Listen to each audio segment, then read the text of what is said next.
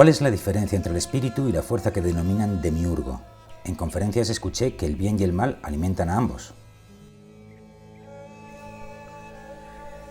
Bien, me preguntáis por la diferencia entre el espíritu y el demiurgo, si se alimentan ambos de la estructura, de la división, de la dualidad bien y mal.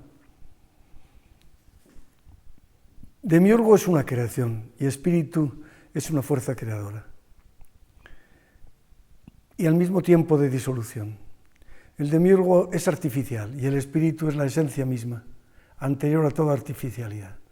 Si el espíritu necesitara alimento, cualquier cosa para vivir, sería lo mismo que un cuerpo de eternidad, que necesitara luz o que necesitara aire para poder sobrevivir.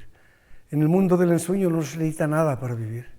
No hay ninguna cosa que tengamos que integrar y que luego tengamos que expulsar de nosotros los residuos para seguir viviendo.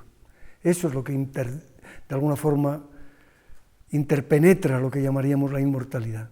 La inmortalidad no es el alargamiento eterno del tiempo, sino el no tiempo. Y en el momento en que hay entrada y salida de residuos, el tiempo existe. Así que demiurgo significa siempre el creador de la Matrix, significa siempre un Dios artificial. Y en el caso de que aún lo pusiéramos a la altura del Dios creador, estaría en una etapa distinta que el propio espíritu, que es algo así como el éter universal en el que se encierran los elementos, que da vida y que permite la vida de los elementos. Cuando hablamos de demiurgo, que no es una palabra que hoy se utilice mucho, que pertenece más a las escuelas esotéricas, hablamos casi siempre pues, de los falsos dioses, de los dioses Anunnaki, de Enlil como Jehová, hablamos de estas fuerzas, que han tomado el mando de la realidad, que han manejado la genética, pero que no son creadores de ella misma, no son creadores de vida.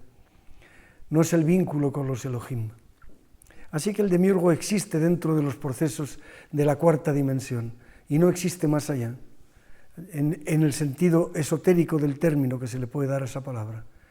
Es cierto que si diéramos otros sentidos, estas mismas frases serían distintas, pero pongamos al espíritu detrás de todas las cosas y de todos los conceptos, sin nombre ni forma, y al demiurgo de alguna manera como el que está detrás de aquello que conocemos, del nombre y de la forma, pero está detrás inundándolo todo, creado por nosotros mismos, como expresión de aquello que está por encima, pero dentro de las líneas de la dependencia mental que implica la creación.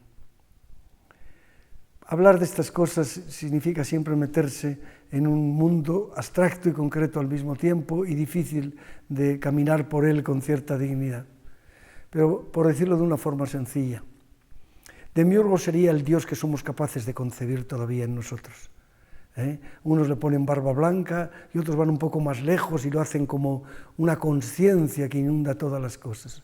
Pero debo decir que el verdadero espíritu es ajeno incluso a la vida, es ajeno a la elección entre el bien y el mal, desde luego, es ajeno a ninguna dualidad.